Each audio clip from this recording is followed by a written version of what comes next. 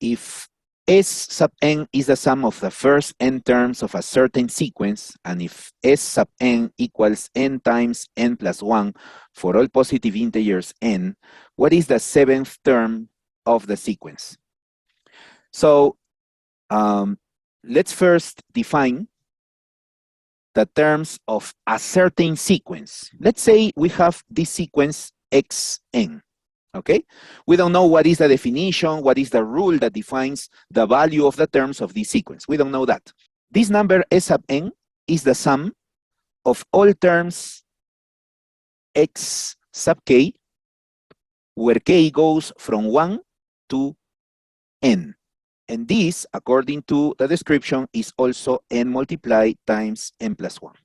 So we are being asked the seventh term of the sequence. Notice, it is the term in this sequence here, not S sub 7, but the seventh term of the sequence mentioned. And the only sequence mentioned here is a certain sequence whose terms are added, blah, blah, blah, and whose sum is this number. So this is not what we are looking for. It is this. This is the value we need to find out here as part of this sequence.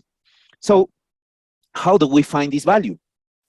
Let's use a little trick here and, take advantage of this notation, which is very compact, to write the sum of several terms in an abbreviated manner.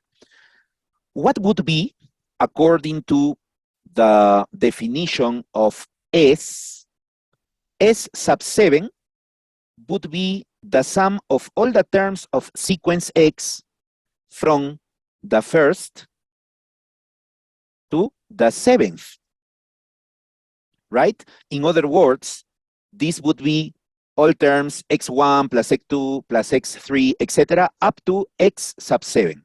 But this sum we can also represent in this way. Take a look.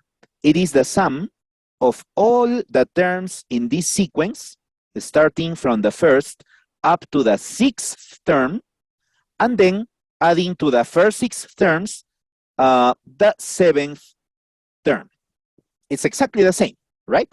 Okay, so, but we know that from the definition of S above, this sum of the first six terms of sequence X is exactly S sub 6. That is how it is defined, remember? This is the definition. S sub 6 is the sum of x1 plus x2 up to x6. So what do we have here? We have the following relationship. The sum of all first 7 terms in the sequence X is the same as the sum of all first 6 terms plus the 7th term.